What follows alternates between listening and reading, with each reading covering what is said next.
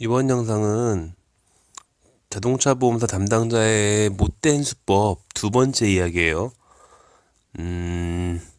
일단 보험사의 장난이라는 걸 생각하면 첫 번째로 생각나는 게 예전에 말했던 대학생 일이었고, 두 번째로 기억나는 분은 이번 소재가 되는 어떤 할머니예요. 예전에 노인 환자분 속이는 걸 보고서 정말 보험사 담당자 중에는 대단한 사람들이 많구나라는 생각을 한 적이 있었어요.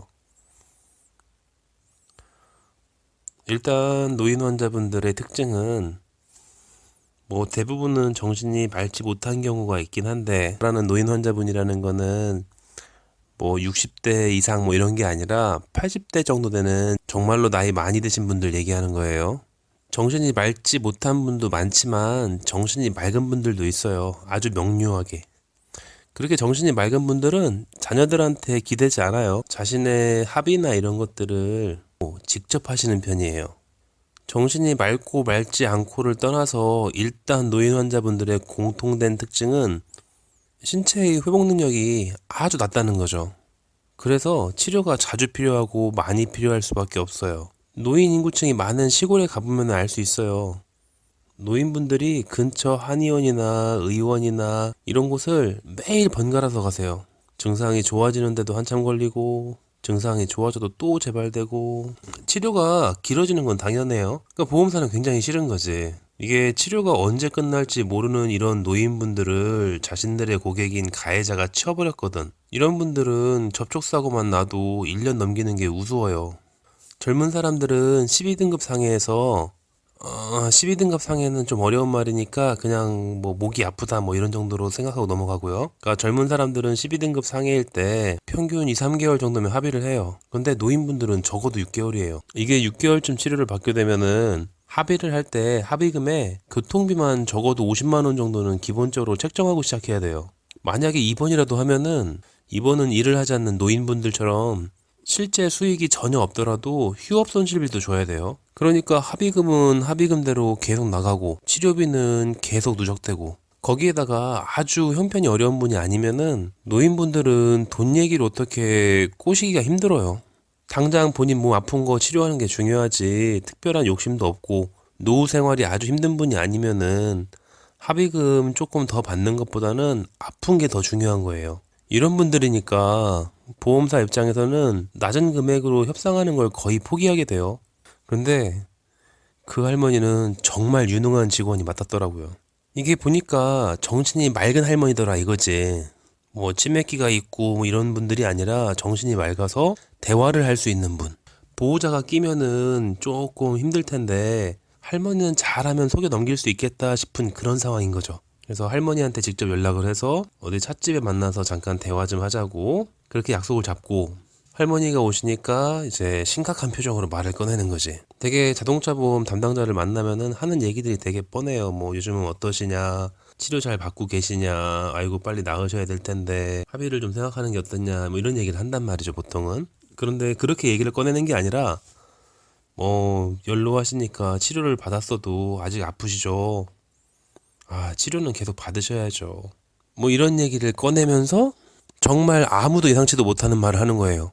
할머니가 너무 오랫동안 치료를 받았어요. 한약도 드시고 이렇게 치료를 계속 받으시면 사고 낸 사람이 징역 살아야 돼요. 아유 큰일이야. 할머니는 계속 치료받으셔야 될 텐데 우리 운전자는 징역 가면은 참 불쌍해서 이런 얘기를 한단 말이야. 이거는 지금 생각하면은 정말 너무 참신해요.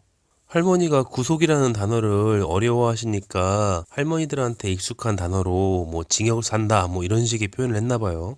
할머니 불러다 놓고 할머니는 열심히 치료를 받아야 되는데 우리 고객은 치료비가 너무 많이 나와서 구속돼야 된다 이런 얘기를 했단 말이죠. 그럴 리가 없죠. 대형 병원에 비해서 저처럼 개인 한의원을 한 한의사들은 치료를 할 때 굉장히 큰 장점이 있어요. 이미 그 보호자인 아들하고도 통화를 했었고 사고의 상황도 알고 있고 집에서 할머니가 보이는 건강 상태 같은 것들도 확인했고, 그리고 보험사한테 지불보증서라는 서류를 받았는데 그 서류에도 모든 내용이 꼼꼼히 적혀요. 그 할머니 서류도 전부 다 봤지만 그냥 일반 접촉사고예요. 그런데 지금 할머니의 치료비 누적이 너무 많아서, 그러니까 치료를 너무 많이 받아가지고 가해자가 구속이 된다잖아요. 이건 말 같지도 않죠.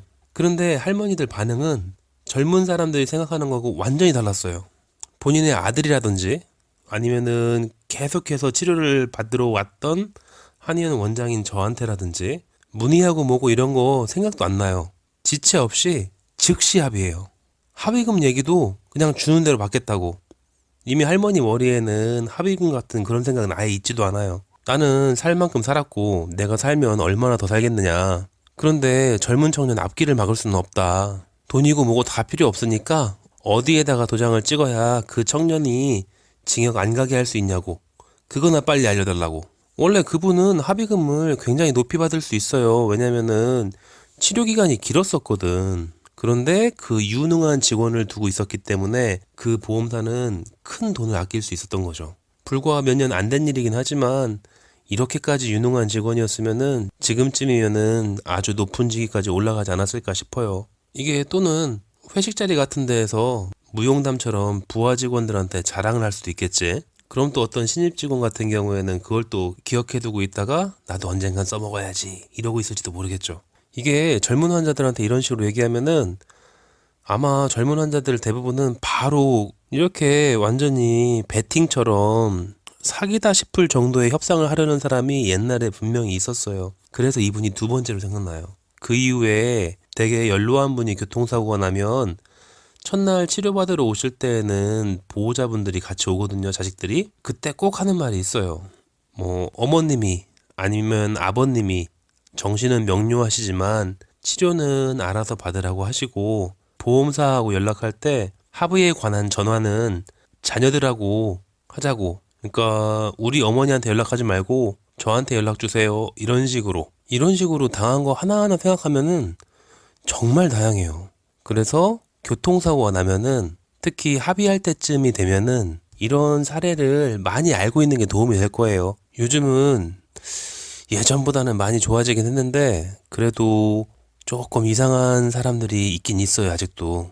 어쨌건 오늘의 결론은 노인분들은 가급적이면 합의를 직접 하시지 말고 보호자가 합의를 대신하는 게 좋다.